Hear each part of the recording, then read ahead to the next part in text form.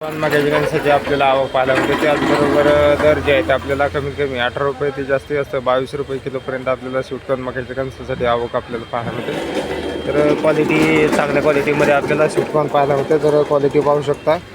तर त्याचबरोबर दर जे आहेत आपल्याला बरेच दिवसापासून स्थिर पाहायला मिळतात. आवकही आहे, त्याचबरोबर दरामध्ये आपल्याला स्थिरता पाहायला मिळते.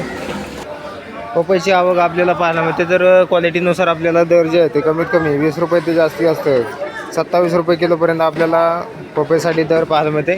तर पपईचे दर आपल्याला स्थिर झालेले पाहायला मिळतात. क्वालिटी पाहू शकता, चांगले एक नंबर टॉप क्वालिटीसाठी 20 ते 27 रुपये किलोपर्यंत आपल्याला दर पाहायला मिळते. आवक ही आपल्याला मोठ्या प्रमाणावरती पाहायला मिळते. पेरूची क्वालिटी पाहू शकता, आपल्याला चांगल्या क्वालिटीमध्ये तैवान पेरू पाहायला मिळते. तर साईजनुसार जे दर जे आहे ते आपल्याला कमी जास्त होताना पाहायला मिळतात.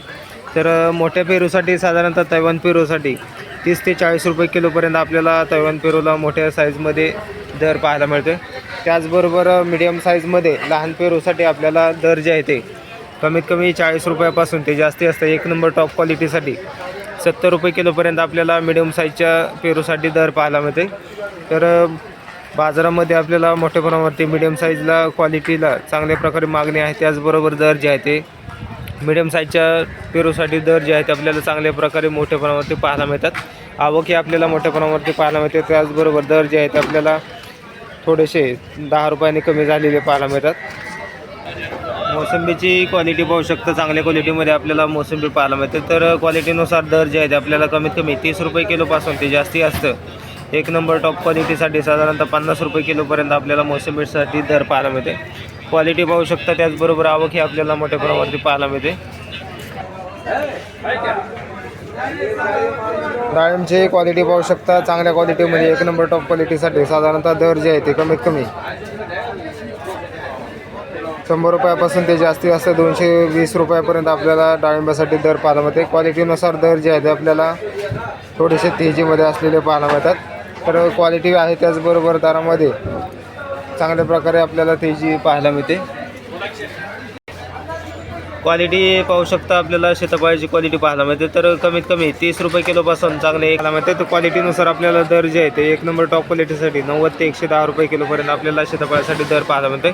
तर त्याचबरोबर लहान साईजमध्ये आपल्याला 30 रुपये किलोपासून आपल्याला सीताफळासाठी दर पाहायला मिळते. आवकही आपल्याला पाहायला मिळते. त्याचबरोबर दर जे आहे ते आपल्याला थोडेफार कमी झालेले पाहायला मिळतात.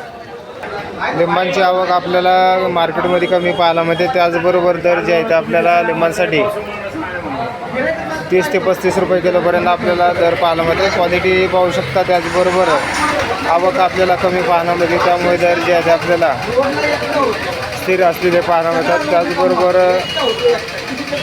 लिंबांच्या दरामध्ये बरेच दिवसापासून आपल्याला स्थिरता पाहायला मिळेल. 30 रुपये ते जास्ती असतं 35 रुपये किलोपर्यंत आपल्याला लिंबांसाठी दर पाहायला मिळतात. ड्रॅगनची क्वालिटी पाहू शकता. ड्रॅगन फ्रूटसाठी आज आपल्याला दर जे आहे ते कमीत कमी 60 रुपये ते 100 रुपयापर्यंत आपल्याला एक नंबर टॉप क्वालिटीसाठी दर पाहायला मिळते. तर ड्रॅगन फ्रूटसाठी दर जे आहे ते आपल्याला 20 रुपयांनी कमी झालेले पाहायला मिळतात. तर क्वालिटी पाहू शकता, त्याचबरोबर आवक आपल्याला मोठ्या प्रमाणावरती झाल्यामुळे दरामध्ये आपल्याला घसरण पाहायला मिळते. तर कमी क्वालिटीमध्ये साधारणतः आपल्याला लहान साईजमध्ये 40 रुपये किलोपासून आपल्याला ड्रॅगन फ्रूटसाठी दर पाहायला मिळतो आहे. कलिंगडची क्वालिटी पाहू शकता, क्वालिटीनुसार आपल्याला दर जे आहे ते आपल्याला कमीत कमी 6 रुपयापासून ते जास्ती असते एक नंबर टॉप क्वालिटीसाठी 10 रुपये किलोपर्यंत आपल्याला कलिंगडसाठी दर पाहायला मिळते. आवक ही आपल्याला मोठ्या प्रमाणावरती पाहायला मिळते. त्याचबरोबर दर जे आहे ते आपल्याला कमी झालेले पाहायला मिळतात. चांगल्या क्वालिटीमध्ये आपल्याला गोल्डन सीताफळ